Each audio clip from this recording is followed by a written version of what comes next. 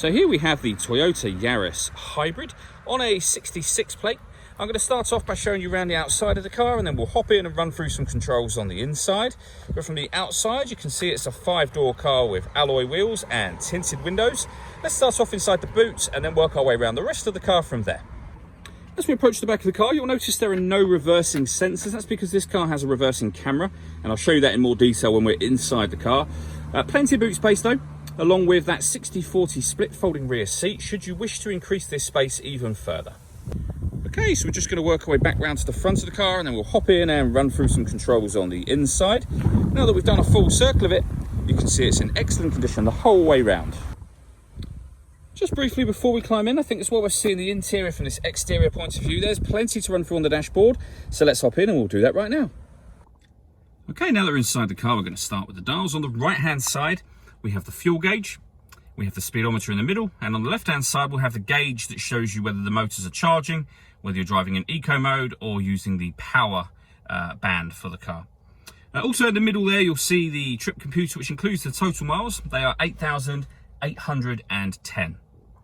And above that, it will show you what gear this car is currently in. So we're in P for park at the moment. Also over on that right-hand side with the fuel gauge, you'll see that it says ready in a green box, and EV to the left of that.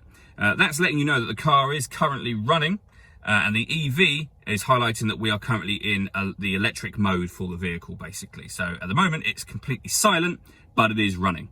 If we back out to the steering wheel, on the left-hand side, we have stereo controls, and on the right-hand side, phone controls and cruise control underneath that. The phone controls can only be used after such time as you paired the phone up, which is done over on the touchscreen just here. Before you obviously use the touchscreen, you need to press the buttons that relate to what it is you want to do. So pairing your phone, for example.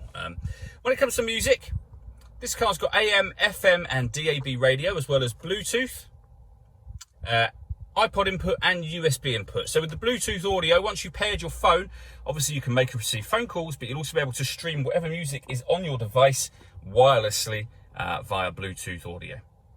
And if we put the car into reverse, I mentioned already that it has a reversing camera. You can see that there with guidelines showing you what direction the car is headed in relation to the image you see on the screen. Working our way down, we have dual zone climate control. So you can adjust the temperature, the fan speed, the direction of the air. When you're happy with those settings, this button turns the air conditioning on. And if you hit it again, of course, it will turn it off. Or hit auto, and the car will maintain these temperatures by taking control of the fan speed, and you can see and hear it doing that now. You can override that whenever you wish to, and auto will turn off, as you've seen just there.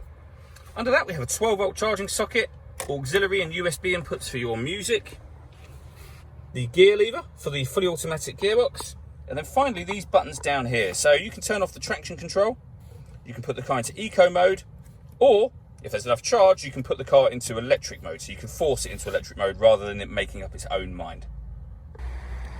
All that leaves me to say is thank you for taking the time to watch this video. If you'd like to come and see the car in person and have a test drive, please feel free to call any of our MJA sites. We'd love to hear from you soon.